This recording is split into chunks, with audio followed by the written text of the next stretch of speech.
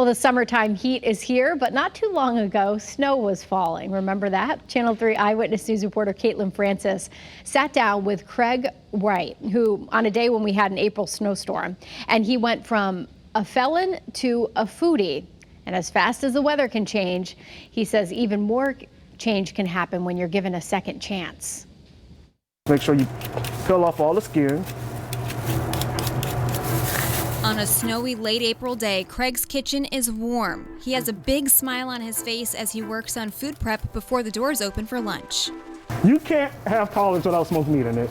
If your collards don't got smoked meat in it, those ain't collards. Period. Simple as that. I had to learn that the hard way. His laughter fills the room and his voice booms as he talks about the food he loves to cook and loves even more to share with his community, with customers who walk from Rockville General Hospital and across the street from Rockville Superior Court. You're literally, what, right across the street? Literally right across the street from, it's crazy that I own a business across the street from the courthouse where I was sentenced to years in prison. Like I get to look at it every day and I think about that. Craig Wright was born in Michigan and spent his early childhood on the west side of Detroit. Basically, my mother had passed away. She passed away when I was 12. So at that point, I ended up moving in with different family members, and I ended up moving in with an aunt. And she was in Michigan to take care of my grandmother because my grandfather had passed away. Like, it was like my grandfather passed away, then my mother passed away within a year. That aunt asked Craig if he wanted to move back to Connecticut with her. He said yes. I thought it was a great idea. Like, I was young then, but I knew that Detroit really didn't have a lot to offer. But he says when he got here, he fell into bad habits and behaviors. He started lying and stealing from his family. I wasn't doing anything with my life like that. Like people, there was a point where I literally slept in these streets, like because my auntie didn't want anything to do with me because I screwed her over so many times, and I didn't have anywhere else to go. After being kicked out of his family's house, more trouble followed. From the day he turned 18, he was on probation after he was first arrested at age 17 for being caught in a stolen vehicle.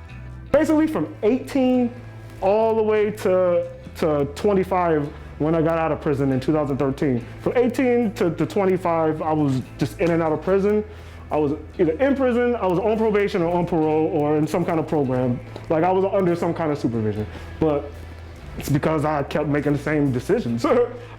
He was dealing drugs and says his house was raided by police twice.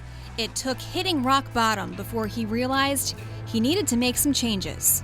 But when I went in front of the parole board, I sat right there in front of them and I said, I'm not proud of the person I am. My family is ashamed of me and I just want to be a better man. Like I want to be proud of me. And that's a big hit. Like when I look in the mirror, I want to see a man. Like, cause that's very important to me, that I be a real man. He started looking for a job while he was in a halfway house finishing out the remainder of his time. Robbie Neiman owned a restaurant in Windsor at the time and called Wright back for an interview. The fact that he was in the halfway house at that time, convicted felon, didn't even faze you? No, not at all. I don't really look at that, to be honest. I kind of look at clean slates, and in this industry, you deal with a lot of different kinds of people, and I've had my own issues that I definitely had to deal with. So as far as Craig's past, it was irrelevant. I was more focusing on the future and what we were going to do together. Neiman says Wright came into the interview prepared, and he knew the bus schedule. Like I just basically told the bloke, you know, like, I need a shot. And they gave me a shot, and I made the most of it. Wright says sometimes that's all anyone ever needs, a shot, a chance. But he says they have to be ready to take it. I could have made the decision to do good way before when I did. It was just, I didn't really make that decision. And in order, if you make that decision, then you gotta get up every morning like, this is it. Every hour, this is it. Every minute, this is it. Like every second, I can get up right now and go break a law and just ruin everything that I've done. Like, but I'm making the decisions that this is how I'm gonna live my life. Now he's inspiring his friends and his community, giving back to the people who gave him so much when he had nothing. He is an inspiration, but he's also just a kind person. You know, he got his head on straight, and he always trying to motivate you to do more with your life. You know, like he's doing, and like that, you gotta have people in your corner like that.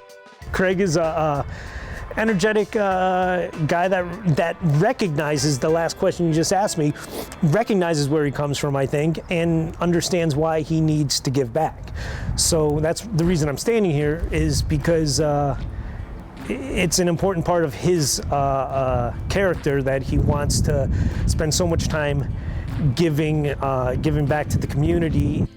And as he looks out the windows of the business he's worked so hard for, he's constantly humbled and reminded of how he got here and how far he still wants to go.